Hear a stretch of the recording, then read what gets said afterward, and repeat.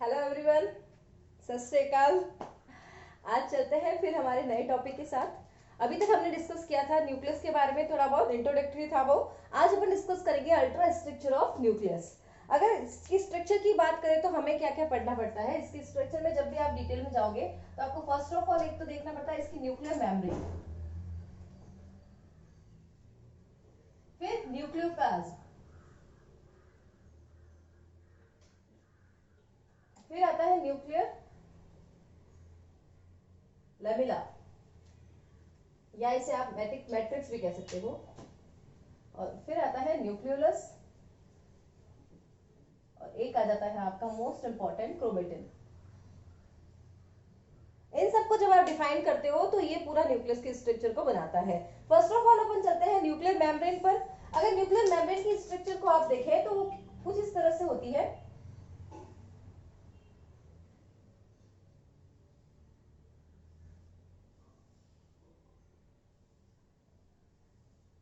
अब मैंने एक टेम्परेरी राउंड स्ट्रक्चर बनाई है। ये जो न्यूक्लियर मेम्ब्रेन की अगर मैं बात करूं तो इसकी जो मेम्ब्रेन होती है ये डबल मेम्ब्रेन होती है। एक बाहर की तरफ होती है उसे आउटर मेम्ब्रेन कहते हैं, और एक अंदर की तरफ होती है उसे इनर मेम्ब्रेन कहते हैं।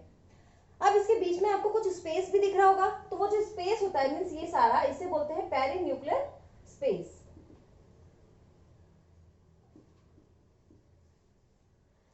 जहां जहां मैंने कहीं पर जगह पे आपको दिख रहा होगा कुछ स्पेस यहाँ छोड़ा है, जैसे यहाँ यहाँ यहाँ, तो ये सारा जो होता है ये होते हैं न्यूक्लियर पोर। अब यहाँ पे तो आपको सिर्फ 4 ही न्यूक्लियर पोर दिख रहे हैं, लेकिन 4 नहीं होते हैं, ये करीबन 10 से लेके 10,000 तक हो सकते हैं। डिपेंड करता है वो कौन सा न्यूक्लियस है, कौन से सेल्स का न्यूक्लियस है उस पर, और उसको कितना एक्टिव रहना है, मीन्स उसको कितना सामान को अंदर बाहर भेजना है, ये देखते हुए वहां पे जो पोर होता है उसका नंबर वेरी करता है। अगर इसके अंदर की बात करें तो इसके अंदर जो भरा रहता है वो क्या रहता है, न्यूक्लियोप्लाज्म। क्या भरा रहता है, न्यूक्लियोप्लाज्म। और इसी के साथ ये जो इनर मेम्ब्रेन होती है वहां पर ये प्रेजेंट होता है न्यूक्लियर लेमिना। ये जो लेमिना है उसकी बात मैं कर रही हूँ। उसके बाद एक राउंड सी स्ट्रक्चर होती है कुछ इस तरह से, जिसकी खुद की पर्टिकुलर मेम्ब्रेन तो नहीं होती है, लेकिन जो क्रोमेटिन फाइबर्स होते हैं वो इस तरह से अरेंज होते हैं कि आपको दिखता है कि उसकी मेम्ब्रेन है। तो ये हो जाएगी आपकी न्यूक्लियोलस। और अगर अपन बात करें, ये कुछ इस तरह से थ्रेड लाइक पार्टिकल हो जाते हैं, इन्हें अपन क्या कहते हैं, क्रोमेटिन। अब अगर अपन एक एक को पर्टिकुलर डिस्कस करें, हर एक स्ट्रक्चर को अगर डिस्कस करें तो बहुत ही डिटेल में जा सकते हैं। तो अपन सबसे पहले चलते हैं न्यूक्लियर मेम्ब्रेन की बात पर। न्यूक्लियर मेम्ब्रेन को अगर मैं चेक करूं तो इसकी स्ट्रक्चर कुछ इस तरह से हो जाती है।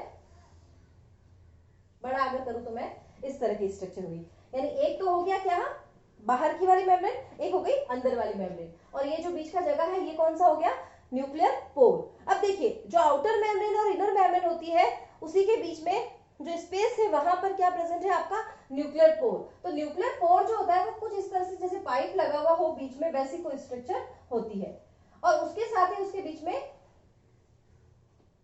राउंड्स बनाए हैं मैंने। तो ये पर्टिकुलर स्पेस है जहां से जो सामान आ रहा जा रहा है वो काम होता है। यहाँ पर कुछ फाइबर्स भी निकले रहते हैं, और चूंकि इसका जो फेस जो है वो बाहर की तरफ है, साइटोसोल की तरफ होता है, इसको इसलिए इसको बोलते हैं साइटोसोलिक फाइब्रिल। और यहां पर भी कुछ निकले रहते हैं,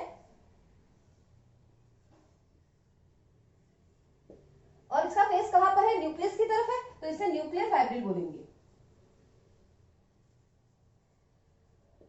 और अगर आप इसका डायग्राम ध्यान से देखोगे तो आपको कुछ ऐसा लग रहा है जैसे कोई फ्लावर बास्केट है, तो इस पूरे स्ट्रक्चर को बोलते हैं न्यूक्लियर बास्केट। और ये रिंग जैसी स्ट्रक्चर दिख रही है, ये न्यूक्लियस के अंदर की तरफ है, तो इसे न्यूक्लियस रिंग कहते हैं, और इसे साइटोसोलिक रिंग कहते हैं। अब इसके अंदर अगर आप इस पूरी स्ट्रक्चर की बात करें तो इसे एन्युलस कहा जाता है, और इसके अंदर कॉलमनर कंडीशंस में कुछ 8 तरह के कॉलम होते हैं, 4 इधर की तरफ 4 उधर की तरफ। अब देखिए जो ये आउटर मेम्ब्रेन मैंने बनाई है, इस आउटर मेम्ब्रेन पर राइबोसोम्स भी प्रेजेंट होते हैं। और आपको पता हो तो जब मैंने आपको प्लाज्मा मेम्ब्रेन पढ़ाया था उसके बाद मैंने एंडोप्लाज्मिक रेटिकुलम पढ़ाया था, और जब एंडोप्लाज्मिक रेटिकुलम करा रही थी तो मैंने आपको बताया था कि एंडोप्लाज्मिक रेटिकुलम जो है वो एक न्यूक्लियस से एक एक्सट्रिंग करके स्ट्रक्चर निकलती है उससे बनती है। तो ऑब्वियस सी बात है अगर इसके मेम्ब्रेन से बाहर निकलकर बनती है तो वहां पर राइबोसोम है, तो यहाँ पर भी क्या होते हैं, the outer membrane of nucleus is studied with ribosomes. अब इसके अंदर का ये पेरिन्यूक्लियर स्पेस हो गया, और इसके नीचे की तरफ भी, यहाँ पर भी ये जो इंटरमीडिएट फिलामेंट जैसी और ऐसे स्ट्रक्चर्स प्रेजेंट है। इसका मेन काम क्या होता है, इसको सपोर्ट करना, और साथ ही साथ ये प्रोटीन रिच कंडीशंस होती हैं जो क्रोमेटिन मेटेरियल को स्टिक होने वगैरह में हेल्प करती है। तो इसे क्या बोलेंगे, न्यूक्लियर लेमिला या nuclear matrix. Lamella is a better word for that. इसे फाइब्रस स्ट्रक्चर्स भी बोलते हैं, इसलिए इसे फाइब्रस लेमिला भी बोल सकते हैं, न्यूक्लियर कॉर्टेक्स भी कह सकते हैं। अलग अलग बुक्स में आपको अलग अलग नेम मिलेगा, वैसा वेरी करता है उसकी बुक्स कौन से आप प्रेफर करते हैं उसके ऊपर। अब देखिए, अगर इसकी मैं बात करूं न्यूक्लियस की, पोर की, तो ये जो स्ट्रक्चर है इसका डायमीटर कितना होता है, इसका डायमीटर जो होता है नियर अबाउट 800 होता है एंगस्ट्रॉम। लेकिन जो स्पेस जहां से सामान आ जा सकता है, यानी वर्किंग एरिया कितना होता है, 500 एंगस्ट्रॉम तक होता है। अब अगर अपन इसकी बात करें, ये जो पोर है ये बास्केट है, इसका बास्केट का क्या काम है, जब भी कोई होल्ड करके रखने के लिए कोई स्ट्रक्चर चाहिए होती है, तो जैसे हम नीचे उसके कुछ रखने के लिए लगाते हैं, वैसे ही ये बास्केट क्या करती है, इसकी स्टेबिलिटी को बनाए रखने में हेल्प करती है। वैसे अगर कोई सामान अंदर आने वाला है तो डिपेंड करता है कि उसकी साइज कैसी है। अगर वो स्मॉलर मॉलिक्यूल्स होंगे तो वो डिफ्यूजन की हेल्प से आ जाएंगे, लेकिन अगर वो लार्जर मॉलिक्यूल्स है तो न्यूक्लियोपोरिन की हेल्प से वो अंदर की तरफ आएंगे। अगर आपने एक्टिव ट्रांसपोर्ट पढ़ा हो तो मैंने बताया था प्रोटीन चैनल्स होती है जो सब्सटेंसेस को अंदर की तरफ लेके आती है। तो यहाँ पर उसी चैनल को वापस आपको रिमाइंड करना है कि न्यूक्लियोपोरिन्स होते हैं, उनका क्या काम है, सब्सटेंसेस को अंदर की तरफ या बाहर की तरफ। अब ये इसका जो स्ट्रक्चर है ना वो कुछ इस तरह से होता है कि ये बायर्नल, मतलब दोनों तरफ जाने भी दे रही है आने भी दे रही है, डिपेंड करता है कि सब्सटेंस को कहाँ आना है कहाँ जाना है। और न्यूक्लियस एक ऐसी जगह होती है जहां पर क्या होता है, दो इंपॉर्टेंट फंक्शंस होते हैं, एक होता है डीएनए रेप्लिकेशन और दूसरा वाला जो होता है वो होता है आपका एमआरएनए सिंथेसिस। और जब ये एमआरएनए बन जाता है तो इस एमआरएनए को वापस न्यूक्लियस से बाहर भेजा जाता है ताकि साइटोप्लाज्म के अंदर प्रोटीन का सिंथेसिस हो सके। तो इसी तरह से बहुत सारे सब्सटेंसेस अंदर बाहर आते जाते हैं। तो ये न्यूक्लियोपोर जो कॉम्प्लेक्स होता है ये इसमें बहुत ज्यादा इंपॉर्टेंट रोल प्ले करता है। इसकी एफिशिएंसी कितनी है वही डिपेंड करेगा कि न्यूक्लियस कितना एफिशिएंटली वर्क कर रहा है। अगर ये सारे फाइब्रिल्स हटा दिए जाए तो इसकी स्टेबिलिटी रुक जाएगी, यानी ये डैमेज हो जाएगा और इसकी वजह से चैनल्स ब्लॉक हो जाएंगे, जो भी सब्सटेंसेस है वो बाहर से अंदर की तरफ नहीं आ पाएंगे। अगर अपन थोड़ा सा आगे चले तो आप देखते हैं कि न्यूक्लियोपोर कॉम्प्लेक्स के बाद हमारा जो नेक्स्ट टॉपिक आता है वो होता है न्यूक्लियोप्लाज्म। ये जो न्यूक्लियोप्लाज्म है इसमें क्या क्या होता है, ये न्यूक्लियोप्लाज्म ऐसा सब्सटेंस है जो न्यूक्लियस के साइटोप्लाज्म को बाहर के साइटोप्लाज्म से अलग रख रहा है ना। मींस न्यूक्लियोप्लाज्म भी क्या है, एक ऐसा सब्सटेंस है जिसमें क्रोमेटिन न्यूक्लियस सब सस्पेंडेड फॉर्म में है। यहाँ पर क्या होता है, डीएनएस भी होंगे, आरएनएस भी होते हैं और यहाँ पर डिफरेंट प्रोटीन्स भी प्रेजेंट होती है छोटी मोटी। फिर यहाँ साथ ही साथ में एक और इम्पोर्टेंट फीचर है कि ये इसकी फ्लूइडिटी को मेंटेन करता है, अंदर जो भी सब्सटेंसेस है उनको एक फ्लूइड कंडीशन प्रोवाइड करने का काम भी करता है। न्यूक्लियोप्लास्ट जो है वहां पर मैग्नीशियम और एमएन करके डाइवेलेंट आयंस भी प्रेजेंट होते हैं। कुछ काफी सारे इनऑर्गेनिक मेटेरियल्स, इनऑर्गेनिक सब्सटेंसेस भी यहाँ पर प्रेजेंट होते हैं। ये मैं बात कर रही हूँ न्यूक्लियोप्लाज्म की। जैसे साइटोप्लाज्म होता है वैसे न्यूक्लियस के अंदर जो प्लाज्म प्रेजेंट है उसे न्यूक्लियोप्लाज्म कहा जाता है। और जो भी स्ट्रक्चर है न्यूक्लियस के अंदर वो कहाँ पर सस्पेंडेड है, न्यूक्लियोप्लाज्म के अंदर सस्पेंडेड है। तो यानी जो आ रहा है वो भी न्यूक्लियोप्लाज्म में आ रहा है और जा रहा है वो भी न्यूक्लियोप्लाज्म से जा रहा है। इसके बाद अपन बात करें न्यूक्लियर लेमिना की, तो ये जो मैंने आपको बता ही दिया है कि ये जो नीचे वाला पार्ट होता है ये न्यूक्लियर लेमिना को फॉर्म करता है। ये कुछ इस तरह से। जब भी अगर अपन बात करें न्यूक्लियस की तो आपको इतना पता होना चाहिए कि न्यूक्लियस के अंदर एक और स्ट्रक्चर होती है बिल्कुल राउंडेड स्ट्रक्चर टाइप में, उसको बोलते हैं न्यूक्लियोलस। क्या बोलते हैं, न्यूक्लियोलस। और जिसका मेन इंपॉर्टेंट फीचर होता है आरएनए का सिंथेसिस करना और उसको स्टोर करके रखना। तो अगर मैं न्यूक्लियोलस की बात करूं तो इसका फंक्शन क्या हो जाएगा, synthesis and storage of RNA, ये इसका मेन फीचर होता है।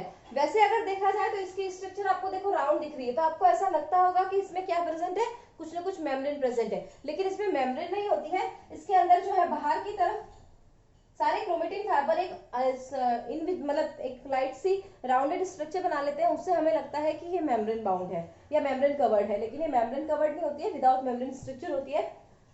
उसके बाद अगर बात करें तो क्रोमेटिन, क्रोमेटिन क्या होता है? ये क्रोमेटिन जो है ये ही आगे जाकर सेल डिवीजन जब होता है वहां पर क्रोमोसोम्स को फॉर्म करता है। क्रोमेटिन क्या है? Thread like structure present inside the nucleus is known as chromatins. Chromatins जो होते हैं ये दो चीजों से मिलकर बनते हैं, डीएनए एंड प्रोटीन, इससे मिलकर बनेंगे, और इनमें जो इनका रेशियो होता है वो 1:1 होता है, डीएनए एंड प्रोटीन का ratio. On the behalf of its activity as well as staining, इनके कैटेगरी पे दो कैटेगरी में इनको डिवाइड किया गया है।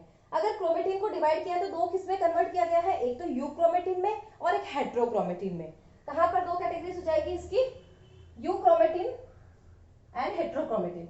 जो यूक्रोमेटिन की मैं बात करूं तो ये एक्टिव होता है और एक्सप्रेस करता है अपने आप को। हेट्रोक्रोमेटिन जब स्टेनिंग कराई जाती है, फ्यूचिंग करके स्टेन से इसकी स्टेनिंग जब कराई जाती है तो यूक्रोमेटिन जो है वो लाइटली स्टेन होता है, जबकि हेट्रोक्रोमेटिन जो होता है वो डार्कली स्टेन होता है। हमारी बॉडी में जो भी एक्सप्रेशन पार्ट जो है, जो भी हमारे हेरिडिटरी मैटर का एक्सप्रेशन वाला पार्ट जो है वो कौन सा हो जाएगा, यूक्रोमेटिन। यानी यूक्रोमेटिन के अंदर जो इंफॉर्मेशन है वही जाकर आगे क्या कराएगी, प्रोटीन बनवाने का काम करती है। तो हेट्रोक्रोमेटिन में क्या होता है, हेट्रोक्रोमेटिन वो पार्ट होता है जहां पर म्यूटेशंस एक्लिमिनेट होते हैं। जैसे जैसे हमारे डीएनए में डिफरेंट डिफरेंट म्यूटेशंस होते हैं वो कौन से पार्ट में जाकर जमा होते हैं, हेट्रोक्रोमेटिन वाले पार्ट में जाकर जमा होते हैं। अब यूक्रोमेटिन डार्क लाइट स्टेन करता है, हेट्रोक्रोमेटिन डार्क स्टेन करता है। यूक्रोमेटिन एक्टिवली एक्सप्रेस करता है, ये लाइटली एक्सप्रेस करता है। तो ये हो जाती है क्रोमेटिन की बात। तो आज के लेक्चर में अपन इतना ही डिस्कस करेंगे। अगर आपको कुछ समझ में नहीं आया है तो आप मुझे कमेंट बॉक्स में मेंशन कर सकते हैं। आप कोई और टॉपिक मुझसे समझना चाहते हैं तो वो भी आप कमेंट बॉक्स में मेंशन कर सकते हैं। अगर आपको ये वीडियो पसंद आया है तो प्लीज लाइक कीजिए, दूसरों को शेयर कीजिए जो स्टडी से कंटिन्यू कर रहे हैं, और अगर बहुत ही अच्छा लगा है तो सब्सक्राइब भी कर दीजिए, तो ताकि आपको नोटिफिकेशंस मिलते रहे, और बेल आइकन को प्रेस करना मत भूलिएगा। आज के लिए इतना ही, ओके बाय।